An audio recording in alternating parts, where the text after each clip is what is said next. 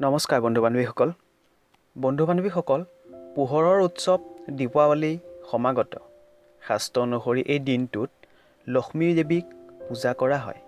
অৰ্থাৎ এই দিনা ধনৰ দেৱী মা লক্ষ্মীক আমন্ত্ৰিত কৰা হয়। সকলোৱে বিচাৰে যে মা লক্ষ্মীয়ে তেওঁৰ ঘৰত পদধূলা দিয়ক, তেওঁৰ কৃপাদৃষ্টি প্ৰাপ্ত হওক। সকলোৰে এইটোৱেই কামনা থাকে। এই বছৰ দীপাৱলীত যদি আপুনিও যিকোনো ধৰণে মাৰ আশীৰ্বাদ পাব বিচাৰে, তেন্তে এই উপায়টি অৱলম্বন কৰক আৰু দীপাৱলীৰ বজাৰৰ লগত এই বস্তু কেইপদ ঘৰলৈ আনক। এই বস্তু কেইপদ যদি আপুনি ঘৰ বা দোকানত লগাই লয়, তেন্তে কেতিয়াও ধন ধানৰ অভাৱ নহ'ব। এতিয়া জানো আহক কি সেই কেইপদ বস্তু।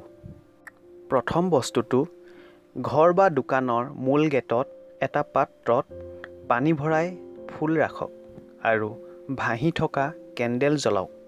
এইটো কাম আপুনি দীপাৱলীৰ কেইদিনমানৰ আগৰ পৰাই কৰিব পাৰে। এনে কৰিলে গোটেই বছৰ আপোনাৰ ওপৰত মা লক্ষ্মীৰ কৃপা বৰষি থাকিব। দ্বিতীয় বস্তুটো, এই বস্তুটো আপুনি অৱশ্যেই লগাব। মুখ্য দুৱাৰত মা লক্ষ্মীৰ পদ চিহ্ন লগাব।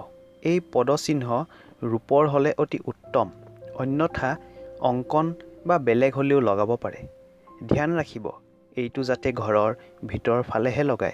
ইয়াৰ দ্বাৰা আপোনাৰ ঘৰলৈ মা লক্ষ্মীৰ আগমন ঘটিব। দীপাৱলীৰ দিনা আম পাতৰ তোৰণ অৱশ্যেই লগাব। যদি ঘৰত এইটো লগায়, তেন্তে মা লক্ষ্মী অতিশয় প্ৰসন্ন হয়।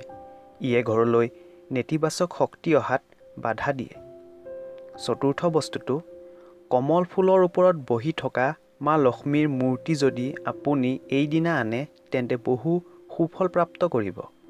যদি পাৰে ৰূপৰ মূৰ্তি অনাটো অতি উত্তম হ'ব। পঞ্চম বস্তুটো হ'ল স্বস্তিক চিহ্ন।